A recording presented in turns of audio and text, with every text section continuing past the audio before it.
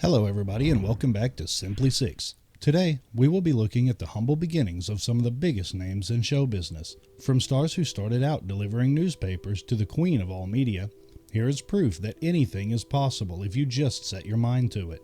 But first, be sure to hit that subscribe button. If you like this video, be sure to give it a thumbs up and don't forget to share. If you would like to show your support, feel free to add Simply Six to your featured channels, and if you would like to help Simply Six continue to make more content, you can find a donations link in the About section of this channel. All donations, one-time or recurring, are greatly appreciated. Now, come along with me as we count down 6 celebrities who started out poor. Number 6. Born in the Toronto suburb of Newmarket, Ontario, Canada, Jim Carrey spent his early years in Scarborough, Ontario, later moving to Burlington, where he would spend the next 8 years before his family became homeless, struggling financially and living in either the family van or in tents in a park on the Lake Ontario shore in Lincoln, Ontario. After months of homelessness, things began to improve after his father found work in the accounting department at the Titan Wheels tire factory, while Jim and his brother John worked as janitors and security guards in return for living in the house across the street from the factory. On his 16th birthday, Carrey dropped out of school and began performing comedy in downtown Toronto while continuing to work at the factory. Though his first stand-up act was in 1977, it wasn't until 1985 that he saw any moderate success in the film industry, when he landed a starring role in the film Once Bitten. He then starred in the short-lived but popular show In Living Color from 1990 to 1994, which helped him land his first major role in Ace Ventura: Pet Detective, released in February of 1994.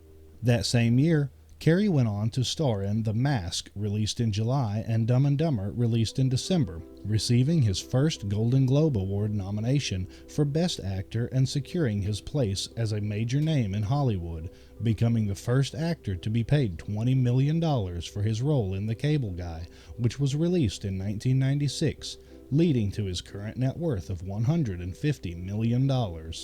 Number 5. Born in November of 1974 in Los Angeles, California, an only child, Leonardo DiCaprio saw his parents separate when he was only a year old. Though his parents had agreed to live next door to one another so that his father could remain in young DiCaprio's life, his mother later began moving between multiple Los Angeles neighborhoods while working various jobs, struggling to support them while DiCaprio attended multiple schools over the next several years. DiCaprio first developed an interest in performing when he was 2, after going on stage at a performance festival and dancing spontaneously, receiving a cheerful response from the crowd. Hating public school, and after learning that his older stepbrother had earned $50,000 for a commercial, he decided to become an actor instead of a marine biologist. He would often ask his mother to remove him from school and just take him to auditions, knowing that the money would help the family. At age 14, DiCaprio began appearing in several television commercials for Matchbox cars and Mattel, and by 1990, he got his first break, landing a role in Parenthood. Though DiCaprio starred in many roles between 1991 and 1996, it wasn't until 1997 when he played Jack Dawson in what would be the highest-grossing film to that point, Titanic, that launched him into superstardom and made him a household name, garnering him a current net worth of $260 million. Number 4.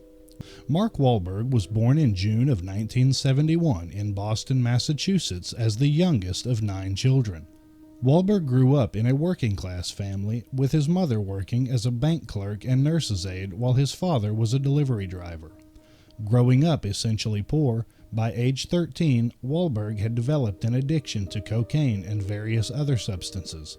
Dropping out of school, he began racking up various criminal charges such as theft, possession and distribution of drugs, multiple hate crime-related charges, as well as attempted murder and felony assault. Though he had his first taste of fame at 13 as the younger brother of New Kids on the Block member Donnie Wahlberg, a band of which Mark himself was an original member at just 13 for only a few months, Mark wouldn't see his own success until 1990, when he began recording with what would become Marky Mark and the Funky Bunch, releasing multiple chart-topping hits and a to-be certified platinum album, Music for the People. Wahlberg would later go on to appear in a series of ads for Calvin Klein in 1992, and then transition into film by 1993, when he starred in The Substitute. The following year, he would make his big screen debut when starring alongside Danny DeVito in the feature Renaissance Man, paving the way for a highly successful acting career and a current net worth of $300 million. Number 3. Eileen Regina Edwards, better known as Shania Twain, was born in August of 1965 in Windsor, Ontario. When she was just 2 years old, her parents divorced, at which point her mother Sharon moved her and her 2 sisters to Timmins, Ontario. Here, she met and married Jerry Twain, who then adopted the 3 sisters and legally changed their names to Twain. After having a son together, Jerry and Sharon then adopted Jerry's baby nephew Daryl, bringing the household count to 7. Growing up in a household of 7, food was often scarce and the family often struggled to pay bills. When she was only 8 years old, Twain began singing in bars after alcohol had stopped being served in order to try and help the family pay bills, often earning $20 per night between 12 and 1 a.m. By 10, Twain had already written her first 2 songs, and at 13, she was invited to perform on The Tommy Hunter Show. Years later, continuing to pursue her music career, Twain was met with another hurdle when both of her parents died in a car accident when she was 22, leading her to move back to Timmins to take care of her younger siblings. She then moved them to Huntsville, Ontario, where she would support them at the Deerhurst Resort with earnings from her performances. Though Twain was beginning to catch the attention of many in the industry, she wouldn't see her big break until 1995, when she released her second studio album, The Woman in Me, with one of her singles, Any Man of Mine, reaching number 1 on the country charts. The release of this album would lead Twain to much commercial success, eventually becoming certified diamond and leading to much more future success in music as well as film. Though Shania Twain started out poor, facing many struggles, that didn't stop her from amassing a fortune of $450 million. Number 2. Born in January of 1946 in Pittman Center, Tennessee, the 4th of 12 children, Dolly Parton spent her first 6 to 7 years living in a small 1-bedroom cabin on a small farm on Locust Ridge, said to have nothing more than a dirt floor. Parton has described her family as being so poor that her father had to pay the doctor who helped deliver her with a bag of cornmeal, later outlining her family's poverty in early songs such as Coat of Many Colors and In the Good Old Days. Not going to let her poverty-stricken beginnings hold her back, Parton began performing as a child, singing on local radio and television programs in eastern Tennessee. At age 10, she was already regularly performing on multiple radio shows, and at 13 began recording with Gold Band Records as well as appearing at the Grand Ole Opry, where she first met Johnny Cash. Encouraged by Cash to follow her own instincts, after graduating high school in 1964, Parton moved to Nashville the very next day. After moving to Nashville in 1964, Parton spent years seeing moderate success.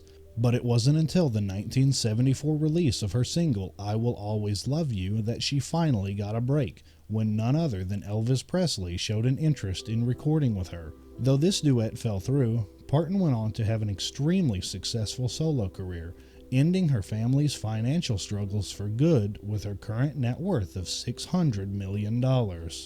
And number 1 on our list.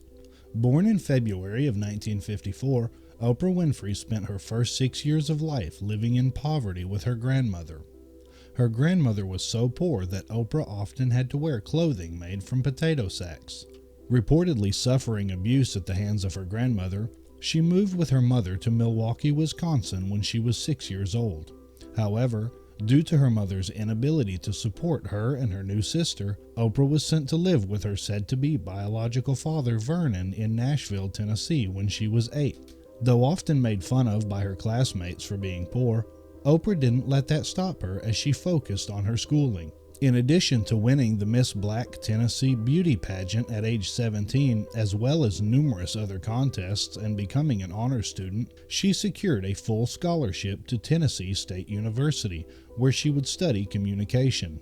This would lead her to working in local media at the radio station WVOL through her first 2 years in college. Continuing to work in media, Oprah began to draw the attention of larger stations on radio as well as television. And in 1983, Oprah moved to Chicago to work on a new show, where she quickly became the highest-rated show in Chicago. Encouraged to sign a syndication deal with King World by Roger Ebert, Oprah changed the name of her show to The Oprah Winfrey Show. After the airing of her first episode on September 8th of 1986, The Oprah Winfrey Show rapidly became the #1 daytime talk show in America. This would then lead to many other ventures, such as her Harpo Productions, the Oprah Winfrey Network, celebrity interviews, film, writing, and the list goes on. Oprah proved that you can come from nothing more than potato sack dresses to billionaire, with a current net worth of $2.6 billion. Well, that's it for today. If you have a video suggestion you would like to see, just leave it in the comment section below. If your suggestion is used, your comment will be featured at the beginning of your suggested video. But for now, take care, and I will see you all next time.